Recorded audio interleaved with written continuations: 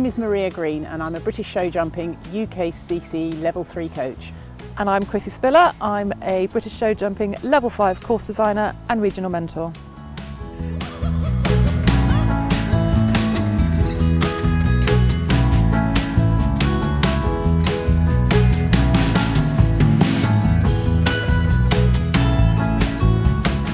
So we're here today to think about some of the things we need to consider when we're planning and building our show jumping course. So let's get started.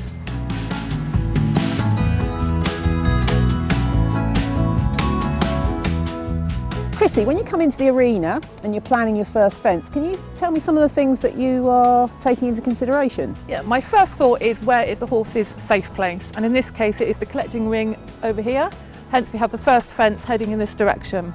We build the first fence ascending and usually just a fraction under the height of the class. In this case we have a 1 metre class and I've set the first fence at 95 centimetres. So you've got a curve between fence 1 and 2.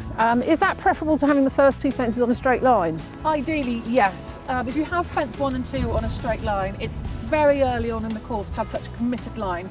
Having a soft curve gives the horse a chance to rebalance and there's plenty of room between 1 and 2 to adjust your stride. So, Chrissy, we're here at fence 2. Have you measured the fence yet? I have. The fence is 1 metre high. It's only a vertical, hence it can be 1 metre now. We're still jumping towards home, so there's no reason why this can't be 1 metre now. I noticed that you've got the fillers at the side of the fence. Yeah. Is there any particular reason for that? I just feel these fillers are a touch spooky to have so early on in the track.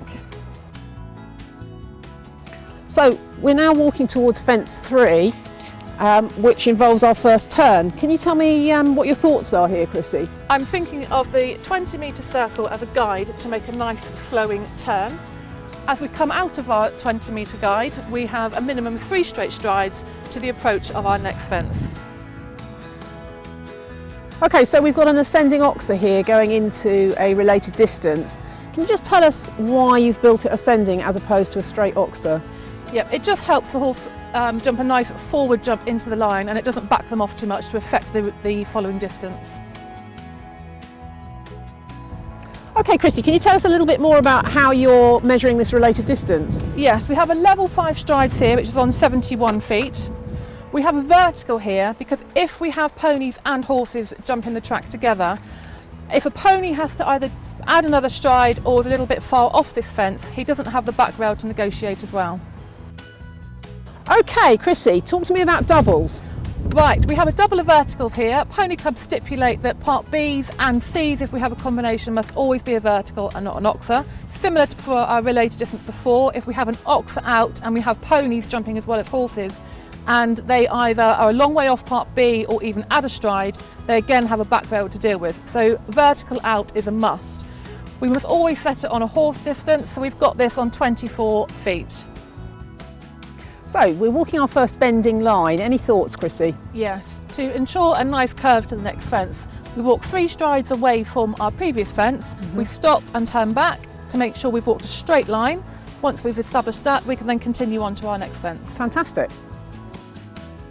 So we've just jumped our double and we're moving on 7 level strides on a curve to a square oxer. Any thoughts here, Chrissy? Yes, we have 7 strides on the curve to allow a pony, if he needs to readjust and add stride. The horse can also have time to rebalance after the double before coming to our first true up to height and width square oxer with our filler as well.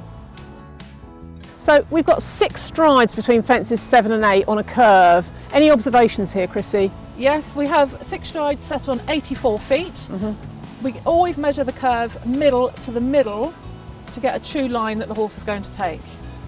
Is there a minimum number of strides that you should have on a curve? I wouldn't go less than 5. If you bring it down to 4 on a curve, it comes up very quick and can become quite a technical question. So I noticed that you've got some flat cups underneath that plank on the top. Any particular reason for that? Yes, planks should always be held on a flat cup and never a round cup to allow them to fall freely. If it's placed on a round cup, they can get jammed and possibly trip a horse or pony. Okay. This is our only plank fence in the course, just a bit of variation.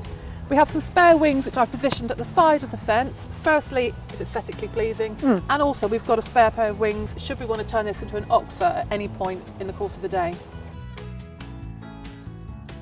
I noticed you've got the safety cups on the back of the oxer. Is there anything you need to do to these fillers in front of this oxer? Yes, these fillers need to be placed flush underneath the front rails. Out in front like this increases the width of the fence. It also becomes the new front element of the fence. Okay. The top element of all fences must be supported in a cup to allow them to fall freely. Obviously these do not fall freely. So we'll place these underneath, like so. And anything else you need to be doing to the fence to check that it's completely safe? The final thing you check on all fences is the top rail, that it falls freely. This one is a little bit jammed, as you can see the wings moving as much as the pole. And why would that be a problem? Firstly, fair competition, poles need to fall. And Okay. secondly, and possibly more importantly, we don't want to trip any horse or pony up should they hit this a little bit too hard. Okay. So we'll give the wings a little kick out to make sure they roll freely, And we're good to go. and we're good to go.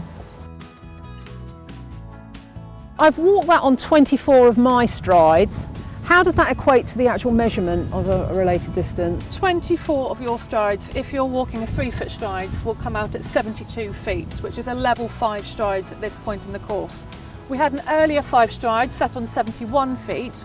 That was early in the course, out of a corner. We're now at the end of the course. The horse should be established in its canter. We're heading towards home, so we're now at 72 feet. Fantastic.